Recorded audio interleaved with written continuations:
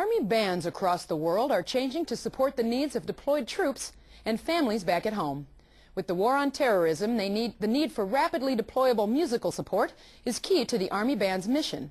Air Force Sergeant Todd Cabalon shows us how the 8th Army Band at USAG Yongsan is transforming to better support the Army's constant state of readiness.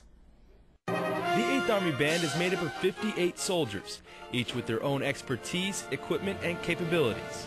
In the old Army, if a commander needed musical support in a combat environment, all 58 soldiers and all of their instruments and gear would deploy. In today's Army bands, the all-or-nothing concept is a thing of the past. Enter the musical support team. The musical support that we offer to troops and to the civilian community is where we break down the larger unit, the full 58-piece concert band.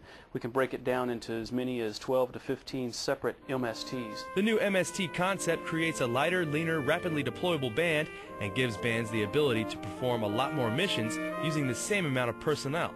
By doing this and not having people overlap into more than 2 or 3 different groups, we can actually send as many as 4 or 5 or 6 performing groups out at one time. The musical support team concept does create a higher state of readiness for 8th Army Band soldiers, which means more missions and more training.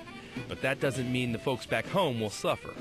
All the alliance building that we do with the South Korean government and the U.S. government, all of that stops if we're not here to do that. So we have to have a plan where we can do more. And I only have 58 soldiers.